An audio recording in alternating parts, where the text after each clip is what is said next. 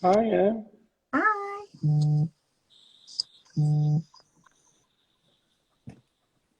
Hi, Seán. Hi. Hello. Hello. How's Hi it going? there.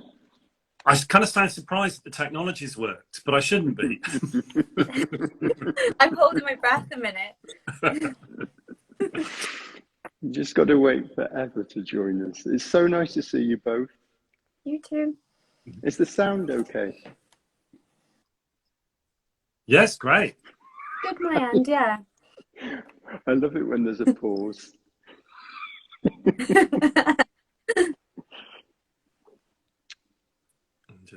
Here we go. Here she is. Hey.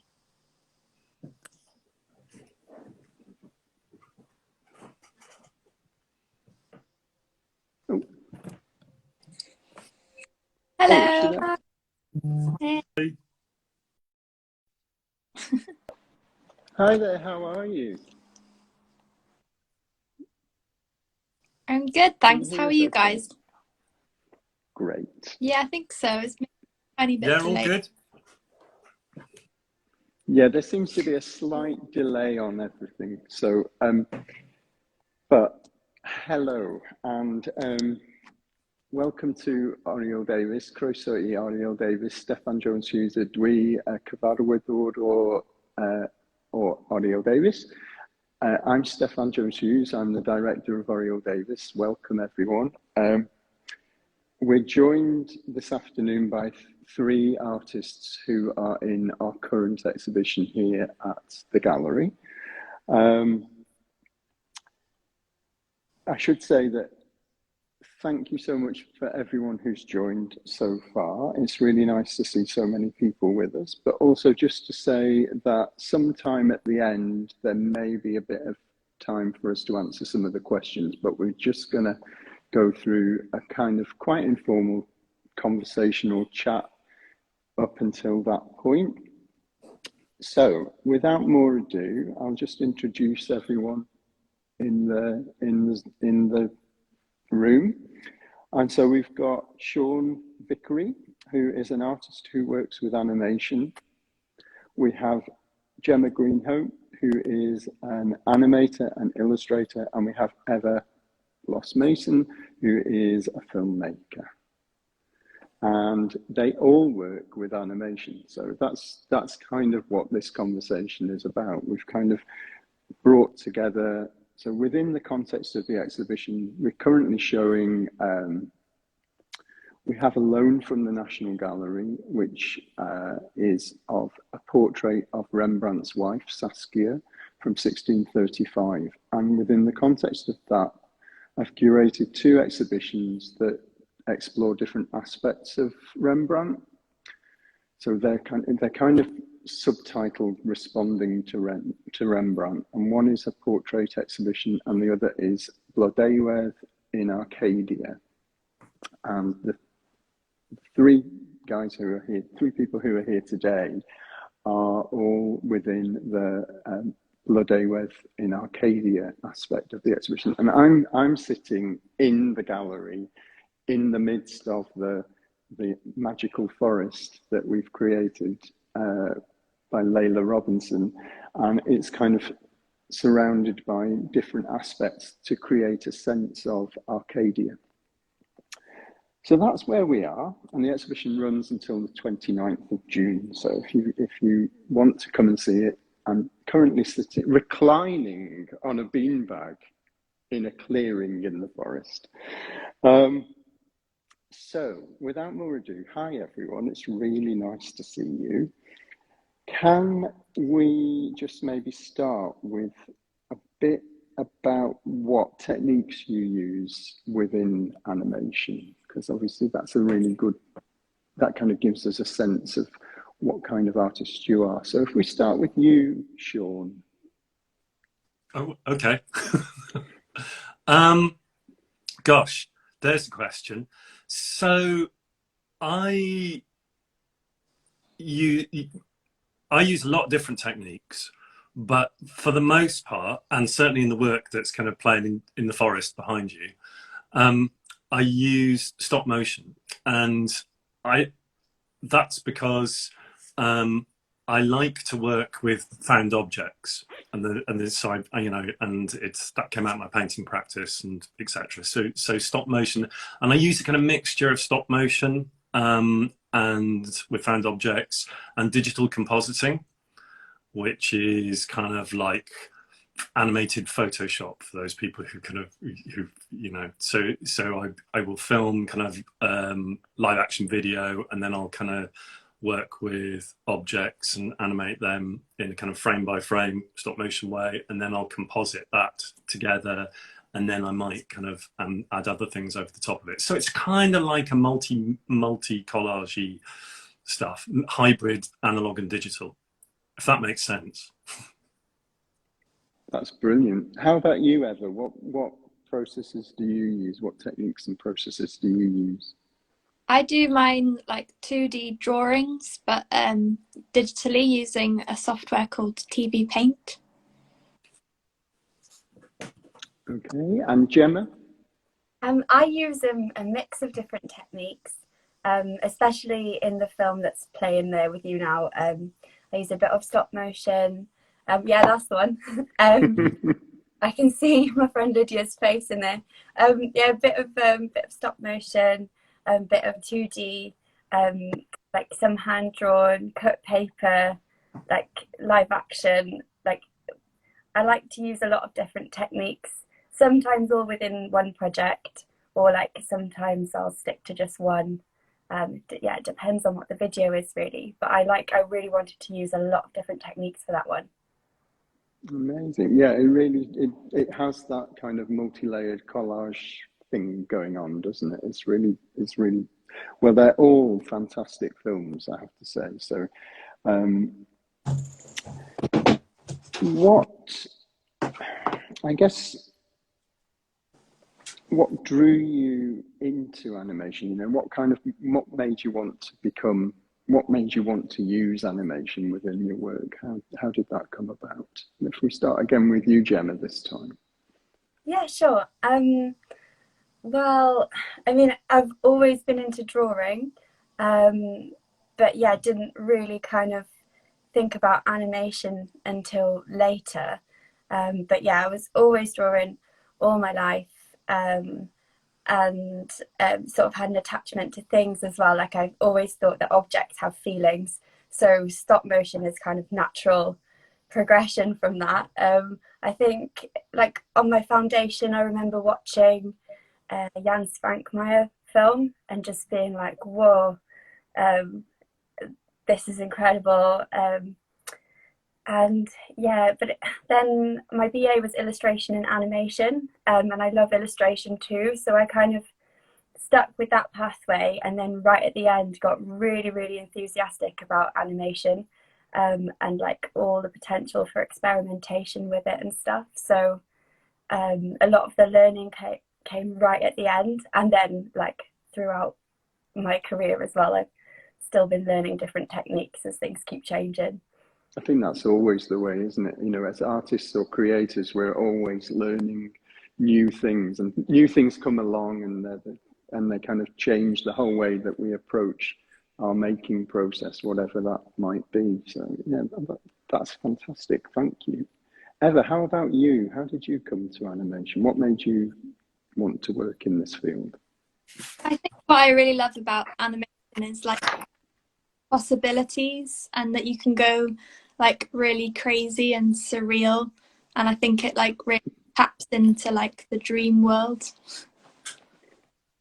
Yeah, that kind of sense of what's it, just being able to express your own imagination with relatively limited means. It's not like you're having to be, you know, on a set of Game of Thrones or something. You don't have to. You can do it on a sort of within one space, and that kind of really helps, I think, in terms of, you know, really exploring quite incredible situations relatively straightforwardly. I think it works really. And in your film, you know, actually, I should say, if you've got iPlayer, which most people do seem to have access to iPlayer. There's a really fantastic film. Could you just give us the title of the film, Eva? Koerdelen, or Leaf Boat. Yeah, if you have a search, it's available to watch on iPlayer now. It's part of the Iris Prize, I think, wasn't it? Yeah, it's Channel 4 actually, not iPlayer.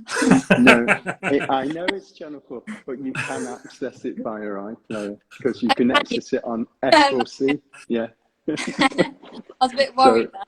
Yeah, no, don't But worry. yeah, No, it I think definitely my was. art style is kind of like naive, but then yeah, you can still kind of like make things happen and yeah, kind of like make crazy things happen without like a huge budget like CGI and stuff. Yeah. Amazing.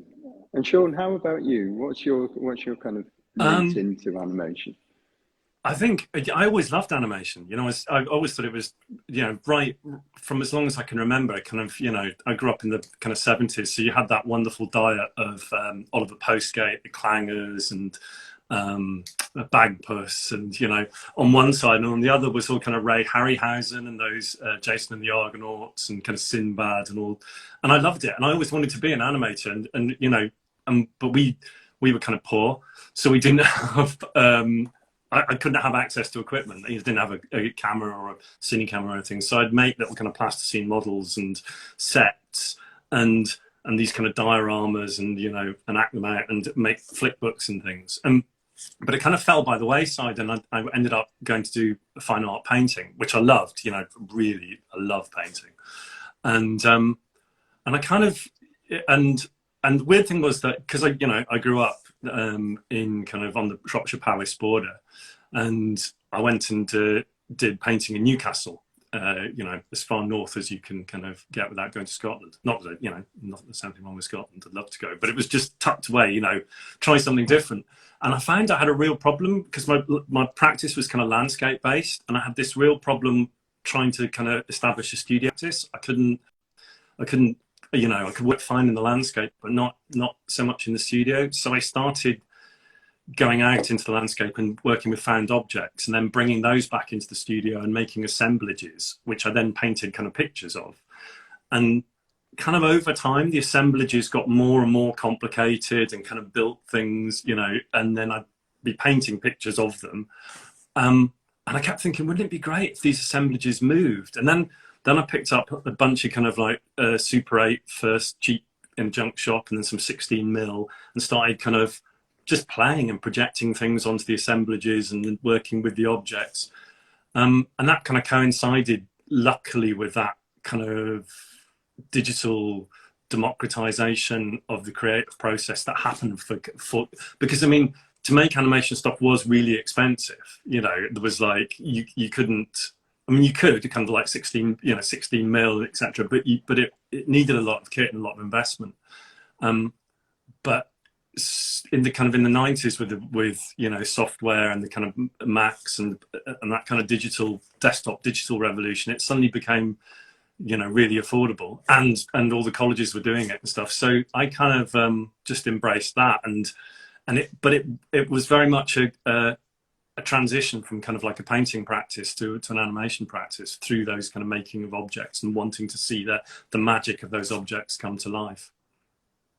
Amazing. Can just on so you referenced there Oliver Postgate and the sort of, I mean, that's a major influence on me. I just really so enjoy that as a young child. But I wonder, do you Eva, do you know about Oliver Postgate? Have you heard of him? No. No, well, honestly, you need to look him up because he's amazing. Have you heard of him, Gemma? No. No, right, okay. Okay. So Oliver Postgate and Peter Firmin did Bagpuss. Have you seen Bagpuss? Oh yeah, love Bagpuss. Yeah, and the Clangers. So they, they basically kind of installed at that tea time slot on kind of BBC One from 1969 through to you know, the beginning of the 80s. And again, it was like the slot they made was just repeated and repeated and repeated forever, you know. But fantastic work. Yeah. And although it maybe wasn't, I mean, it was because of its timing when it was shown, you know, it was kind of shown at about 5:30, I think, or maybe 4:30. Yeah, before the news. Yeah. Yeah, just before the news, but it kind of captured both the children audience, because children's television was relatively new, and it also captured the parent audience as well. So it kind of really crossed generations, which was really exciting. And I suppose, you know, whilst it had some dark moments within it, they're as influential in some ways, controversially, as Jan Svankmajer. I think they're opposite ends of the same or they're on the same axes. You know, I'd certainly my work literally, and I'll write this up in kind of when I write pitches and stuff. Is literally, you know, it's kind of Svankmajer meets Bagpuss with a bit of Tarkovsky thrown in. That's what it is. But I mean, and they were incredibly influential. I mean, I only met them once, but it was at the Cardiff Animation Festival in '98. And I have just, you know, if we've got time for this, and they came on and they were kind of guests in St David's Hall, and they were doing a retrospective of all their work, and they were kind of in this kind of slightly dead afternoon slot and then afterwards was the Digital Domain and kind of like people who were doing all the effects for Terminator and stuff like that. And they came on and they kind of gave this just fantastic, and everyone was there. It was kind of round, you know, of animators who were, and at the end of it, they gave this talk. They said, anyone got any questions? Someone in the audience put their hand up and said, oh, can I touch Bagpuss? And they went, yeah, of course. And then someone else put their hand up and said, can I touch Bagpuss too? And I went, yeah. And I said, can I hold a clanger? And they got mobbed. It's literally, everyone got out of their seats and went down the front, and it was absolutely mobbed. And it went on for so long that security were trying to get them out, to get kind of like these guys from the States who'd flown in to give their talk. And they literally had to marshal them out with this huddle of kind of animators around them, but and into the kind of corridor bit just outside the foyer, just out you know, in the main space outside the auditorium. And there they kind of signing things and chatting. But it was great because you know, it's not often you get to tell people who like that just to say, you probably changed my life with what you made, you know. Yeah. And in Oliver Postgate's autobiography, he actually recounts that incident and says it was a kind of turning point, because they'd been cancelled by the BBC by then, and no one, you know, were finding it hard to make work and stuff, and they were feeling a little bit unloved, and they suddenly realised that there was this whole bunch of animators that had grown up with their work. Yeah. Amazing. Cool. I mean, also, so we mentioned Channel 4 earlier, but does Channel 4, because both of your works, I think, have had some support from Channel 4, Efa and Gemma, are they quite important in terms of the kind of supporting new work in terms of animation, would you say? I think that they do have quite a lot of short films on there, which is a great way of like getting them seen. But I think that iPlayer does as well. There's like new creatives that have like short films as well. This film was supported by new creators, wasn't it? Yeah, I made it through new creatives. And Gemma, with yours, you were supported by, this. Just tell us a little bit about the because it's part of a bigger group. It's like a suite of things, isn't it? It was supported by Visco through their Artist Initiative Fund, which sadly doesn't run anymore. But it was great because, it basically funded the whole film, and like I had support from them throughout the process of making it as well. And then they like promoted it through their website as well. So it was a fantastic opportunity. It's a shame that the initiative doesn't run anymore. I'm not sure why it doesn't, but it was great. And Sean, you've had funding from Arts Council of Wales as well. I mean, I think I don't know. I can't remember if you all have had some support from Arts Council of Wales at different points. I'm not sure, but Sean, you definitely have. So do you just want to?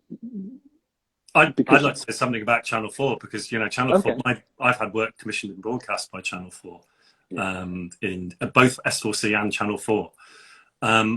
I wouldn't be making the work that I make if it wasn't for Channel 4.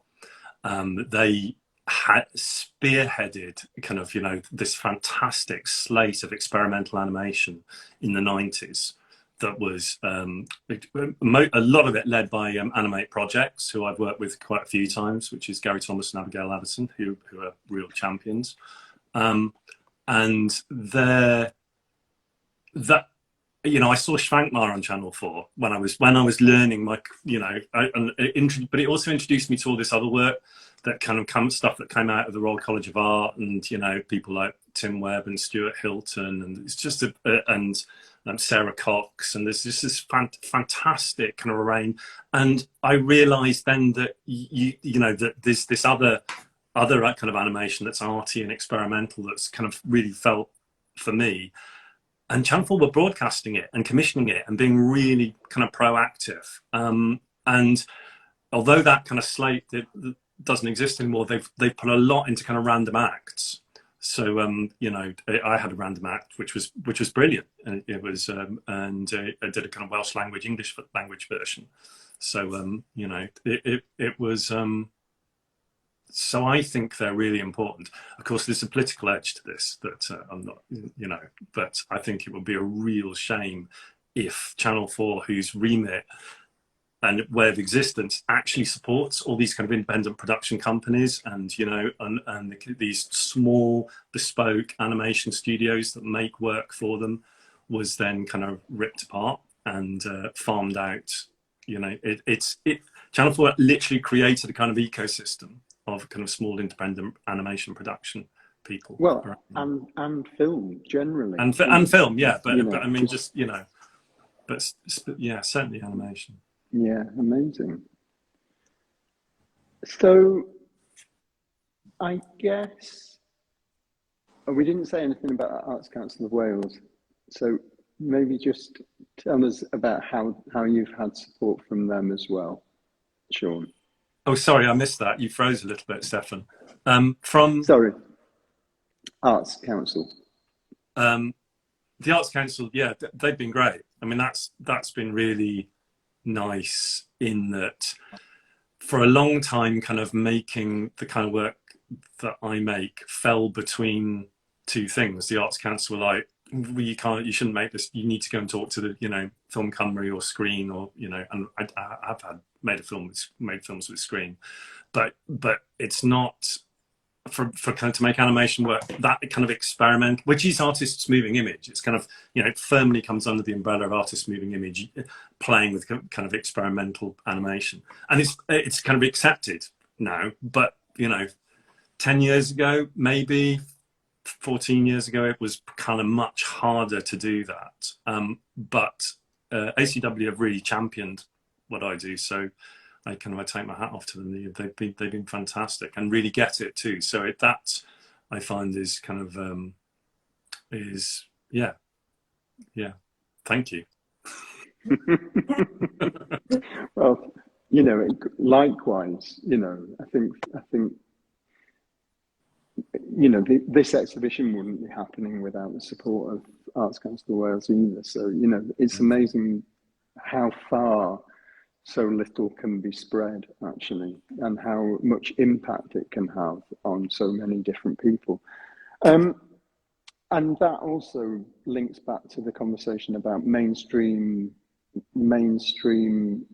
channels championing new work by artists and makers, because actually, you know, what we all need as makers, artists, designers, creators is an outlet for it and a way of reaching the audience. And so, you know, I think at its most basic, animation can be, or animated film can be, one of those ways that the most interesting contemporary art can actually become mainstream and sort of accessed by all sorts of different people who might just come across it quite by chance, rather than having to actively go to an animation festival or go to a gallery to see it or whatever it might be.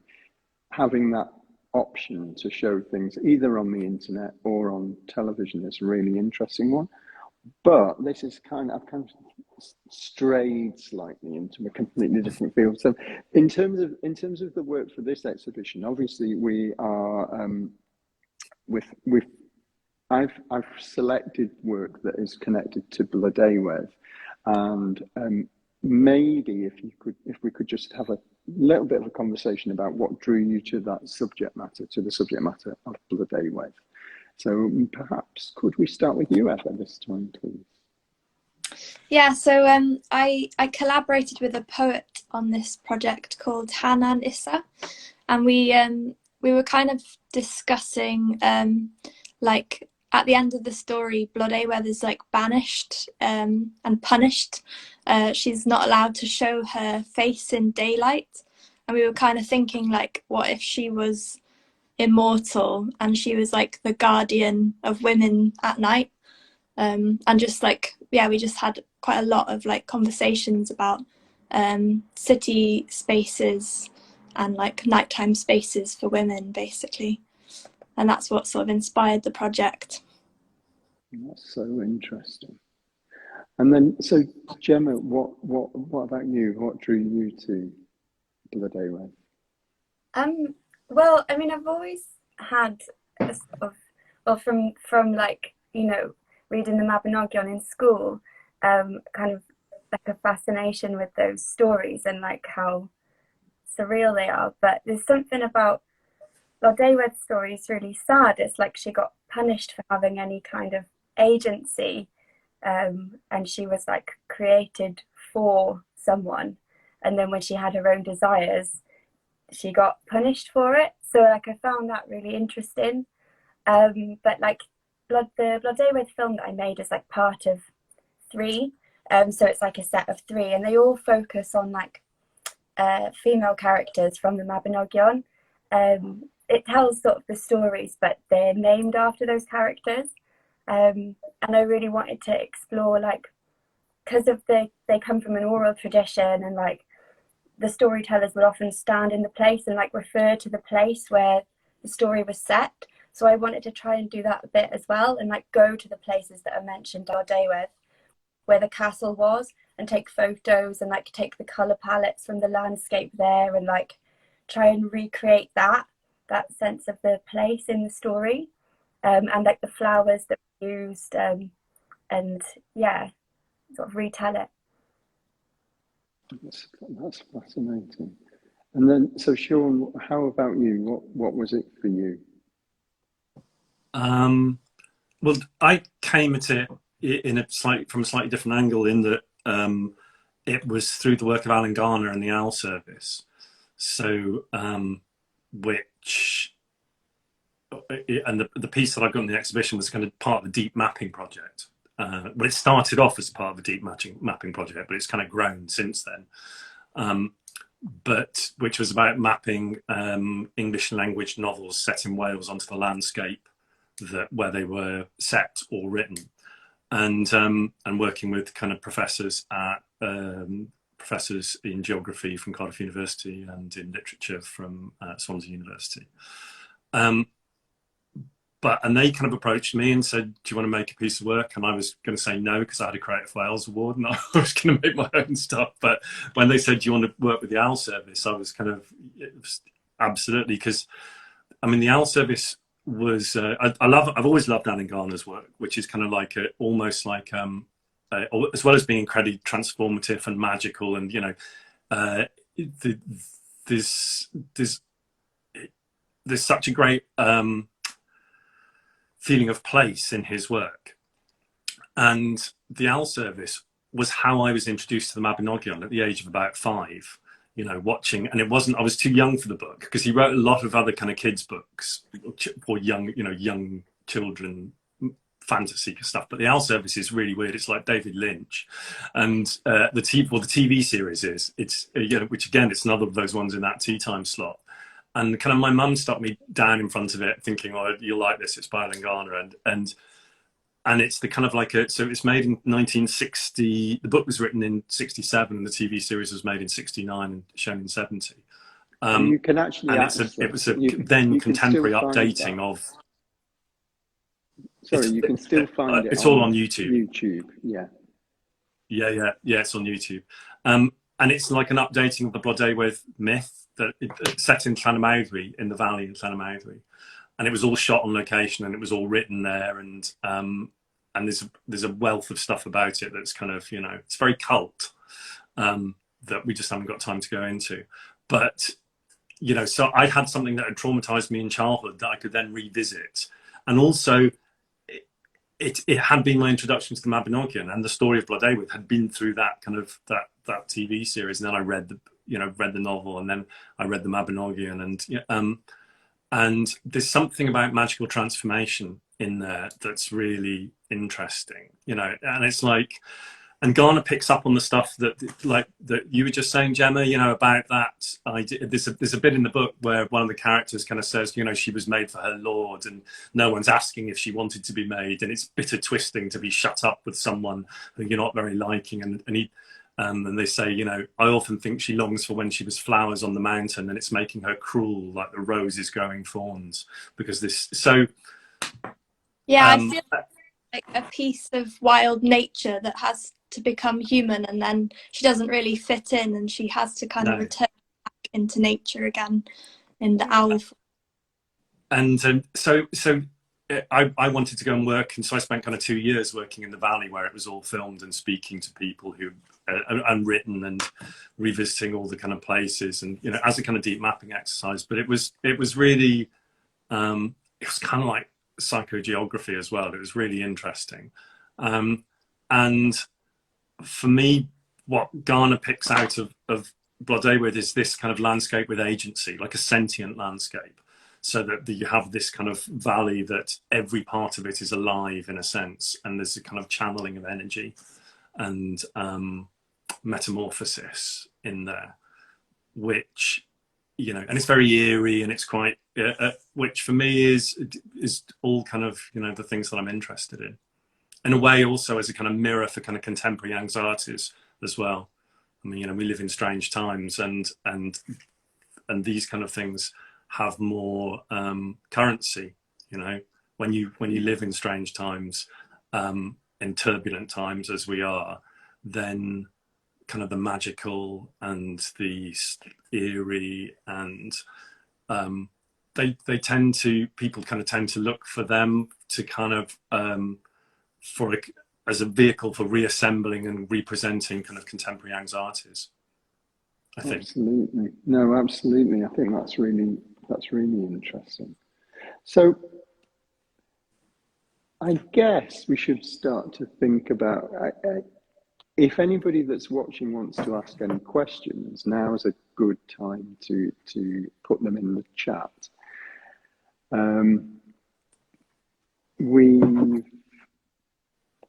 We've kind of, well, what can I say?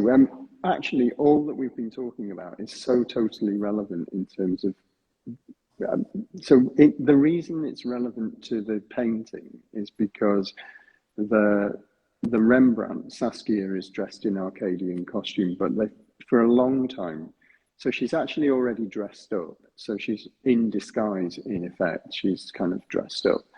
But also, there's this thing of, she was described, the titles of paintings change over centuries, and it's 400 years old, this particular painting, and it was originally thought to be a portrait of Flora, the Roman goddess of spring, and so that links closely to, because Flora came out of the sort of earlier traditions of the idea of goddesses and gods that represented certain aspects of nature and that sort of thing. And so in terms of the Mabinogion, it actually kind of, it's one of those it's a bit like any kind of long form storytelling. It kind of it reaches across divides in a really interesting way, and kind of the stories get retold in different ways, and because it is an oral tradition, it kind of has been retold, and so you'll find elements of it coming up in different cultures all the time. And so interesting how these things cross-fertilize, and I guess that's what we've been talking about as well, with the way that your stories are reshared via different medium, whether it's exhibitions, television, or internet. And it just kind of then, it's not necessarily that people do your work, but they kind of, it will inspire future generations to come up with different narratives and different storytelling. Well, I can't see any questions coming up in the chat. Has anybody got any questions? If you have, just type them up in the chat and we'll answer them. But if you haven't, we'll give you another couple of minutes. But if you haven't, I just want to say thank you so much to Gemma Greenhope for joining us this afternoon, Efa Blosse-Mason, and Seán Vicary. It's just been so interesting to hear your conversation. It's really so inspiring, actually. So thank you so much for joining us, and thank you to everyone who's joined us here on Instagram. Thank you. Thanks for having us. Yeah, it's been great. I wish it could go on longer, actually. I was going to ask Efa about how she collaborated with the poet. I was really interested to hear about, how that collaboration worked. Yeah, it was really lovely. We were just like talking back and forth for a while, and we found like an article written about like the architecture of cities, and we got into like a big conversations of like how cities are built with like different people in mind, and how like they're not always like the best, they're not built for women, basically. Like there aren't enough like public toilets and like places, like safe spaces, basically. So we're like, yeah, it was just like a really interesting conversation. Yeah. A question did just... I'm surprised that your film was stop motion, actually. I really thought it was CG. It's crazy. I know. Do you know what? I kind of feel, because that's so important, because that making process, which is a bit like magic, you go to a place and you find an object and I spend so long working on site, and I find kind of found objects and take them back to the studio, and painstaking stop motion that you then kind of put back. I thought it was beautiful, and it really like fits in with the environment. It's like, yeah, completely really enjoyed watching it. Thank you. And I'm gonna have to put a no CGI kind of warning on it, that it's like, because that's the really important thing, that it's that it's all kind of found objects from the place where I'm working, and that and stop motion, that ritualistic kind of like is kind of like a almost like sympathetic magic. It's this little kind of ritual that's repetitive. That Well, but, both your films were lovely. Both of you, they're fantastic work. I think and I was thinking after we had a little chat yesterday, and just all those resonances between the works, and the kind of the updating of this, of like Stefan was just saying, of this kind of core story, Yeah, I think the story is just such a rich one. It's got so many like different themes and sort of angles on it. You could like talk about it forever. And I find it really interesting, the story of the mum, the kind of moon goddess Arianrod, because she's kind of only mentioned briefly, and she's very like seen as like a bad character because she kind of curses the sun. But like if you like read her backstory, you're like, whoa, this is like a lot to unpack. You could pick out each character and like do a whole telling for all of them, really, couldn't you? There's so much in there. It's amazing. I should just say, somebody did ask a question, which was, it was a few scrolls back, and I think it was something like, where do you get your reference material from? Which is a kind of very general question. So maybe who would like to answer that first? We've kind of covered it, really, but research. Lots and lots of research. Yeah. One of my like biggest influences for this film was a film called A Girl Walks Home Alone at Night, which is a live action film. It's an Iranian vampire western film, and it's in black and white, but it's just kind of like that mood of like walking at night. I was just like watching it over and over again. It's amazing. Somebody's also asked, and the cinematography in that is fantastic. I didn't make the connection, but I do now you've said it. Somebody's also asked whether any of you have a personal daily magical practice, or a personal practice in your day-to-day. A personal magical practice. I've like recently got a bit into like witchcraft, and I think it's like mainly like noticing the moon a lot, and like kind of staying in touch with like nature a bit. Well, Eva, I think that's really exciting, because that suggests that we should watch this space for the next. Yeah. Anybody else got any daily routines? I actually think stop motion is one of those. Yeah, I was going to say, like, I feel like my animation practice feels like a sort of magical practice, like, and like when you like the sort of, if you're working with objects over and over again, it kind of, I feel like it puts energy into them that they become worth more than the material that they're made up of. So it's like, yeah, giving them a magical quality. But aside from that, like, I definitely do have some sort of witchy things that I do since childhood.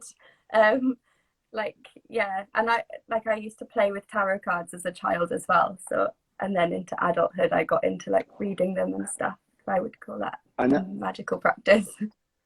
Well, and actually, the imagery on tarot is so inspiring, isn't it? You know, just that kind of, because each image tells a story, and it's open to interpretation in the same way that, you know, your films do that as well. They kind of give us some images that we can then kind of try to decode in our own, with our own signifiers, to create a narrative. Because there is a straightforward narrative in some of the stories, but it's never completely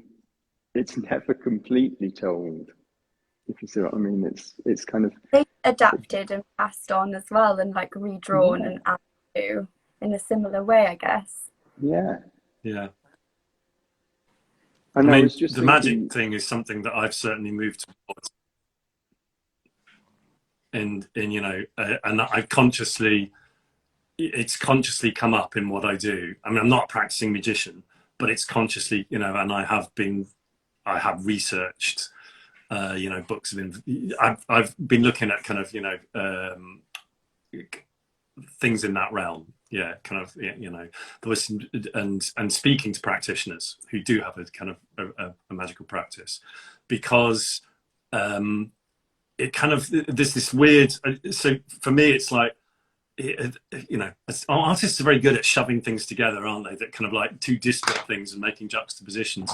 And for me there's a lot in that kind of magical thinking that also kind of marries itself with those dialogues around new materialism and the kind of new materialists and vibrant matter, and also with quantum physics, and also with kind of object-oriented ontology and kind of like philosophical movements. And there's this kind of sweet spot in the center where they all overlap. If you could do a Venn diagram, and in the middle of that Venn diagram is stop motion, you know, so that's and animation is magic. I mean, it really is magic. Well, it absolutely is. I mean, we were talking yesterday, I you know, just that thing of bringing something that's static to life in all of your work, whether it's a drawing or whether it's an objective or whether it's a collage or whether it's a kind of, whatever it happens to be, just actually making it move. If we've all been born in different times, you know, sort of a century earlier, 2 centuries earlier, it would actually would have been, I don't know. It's kind of one of those things, isn't it? It is absolutely magical. Yeah. We'd have been burnt at the stake. Pretty much. I mean, you know, and it's interesting with Blodewe that, you know, that you've got Gwydion and Math who conjure her out of, you know, the flowers of the broom and the meadowsweet and the oak, you know, and they take these things and transform it and bring her to life, which feels like, you know, and the word animation, it comes from the Latin to breathe life into. So it's, you know, it's all there. Amazing. Well, without further ado, unless there's anything else anybody wants to ask or wants to say within the room, I'd just like to say thanks once again. Diolch yn fawr iawn I chi gyd. Also to say that the exhibition runs until the 29th of June, and actually, I think it might even be the 30th of June now I think about it. And we're open generally Tuesday to Sunday, 11 till 4. We are closing today, but we will be open from Tuesday, 11 till 4. And yeah, thanks so much. It's been so interesting and inspiring. Thank you. Thank you so much. Yeah, thank you very much. Lovely to do this. Nice to see you all. Lovely to see you all. Yeah, absolutely. All right. Take care, and we'll see you all again soon. Bye. Bye. Bye.